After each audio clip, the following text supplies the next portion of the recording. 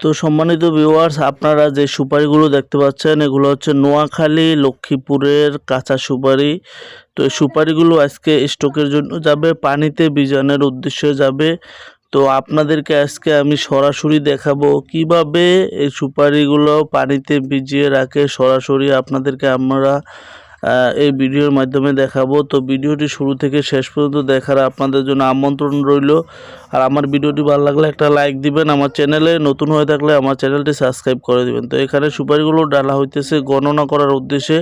তো গণনা করে এখানে বস্তায় ভরা হবে, তারপরে চলে যাবে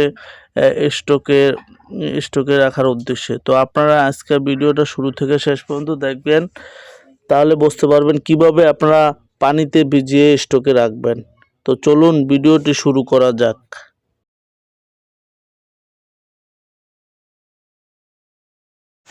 তো আজকের ভিডিওতে আপনাদেরকে দেখাবো কিভাবে কাঁচা সুপারি সংরক্ষণ করার পদ্ধতিটা ইনশাআল্লাহ সরাসরি ভিডিওতে আপনাদেরকে দেখাবো।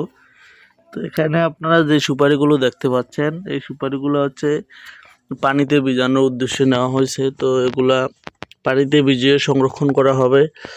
তো প্রত্যেকটা বস্তাতে প্রায় 1260 পিস করে সুপারি আছে এই ছোট বস্তাগুলোতে। তো এখানে প্রায় আজকে 50,000 পিস সুপারি এখানে স্টকে রাখা হবে, যার কারণে এখানে আনা হয়েছে।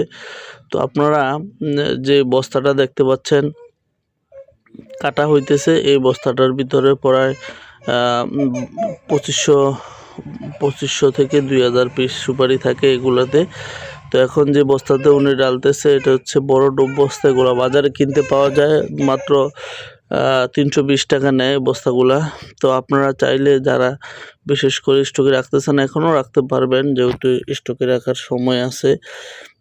তবে স্টকে রাখার বেশ সময় হলো অগ্রহণ আর কার্তিক মাস। তো অগ্রহণ কার্তিক মাস শেষ হয়ে গেছে, তারপরে স্টকে রাখা যায়, যেহেতু সুপারি কোয়ালিটি ভালো, যার কারণে আপনারা চাইলে স্টকে রাখতে পারবেন। তো এখানে এই যে ব্যাগটা, আপনার বড় ব্যাগটা দেখতে পাচ্ছেন, এটার ভিতরে পড়ার 1 লক্ষ পিস সুপারি স্টকে রাখা যাবে। তো এখানে যেই ভাই স্টকে রাখতেছেন, তো এখানে উনি বলছে ভাই আমি 50,000 পিস সুপারি রাখবো।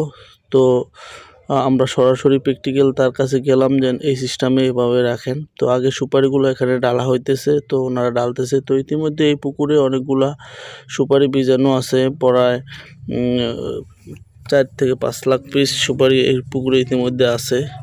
তো এটা অন্য মানুষেরা ভিজাইছে। তো যাই হোক, এখানে যে সুপারিগুলো ভিজাবে, তো এখানে আমি তাকে পরামর্শ দিলাম ভাই পানি তো শুকিয়ে যাচ্ছে, সুপারিগুলো তো মাটির সাথে লেগে যাবে, তো আপনি এটার ভিতরে তো পানি দেওয়ার ব্যবস্থা করেন। তো যে ভাই স্টকে রাখতেছে সে বলছে হ্যাঁ ভাই, সুপারিগুলো ডালার পরে কিছুদিনের ভিতরে এটা পানি দিব, আমরা পানি দিয়ে এরা পরিপূর্ণ করব পুকুরটা।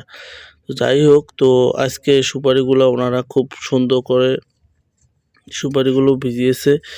তো এখানে প্রায় যে সুপারিগুলো ভিজানো হয়েছে এগুলো কিন্তু বাছাই করে আনা হয়েছে, উনি আমার কাছ থেকে বাছাই করে নিছে। অর্থাৎ সবুজ কালার আর ছোট কেট সুপারিটা এটা আমরা বাদ দিয়ে বাকিগুলো ওনাকে দেওয়া হয়েছে। অর্থাৎ পরিপক্ক সুপারিগুলো ইনশাআল্লাহ তাকে আমরা দিয়েছি।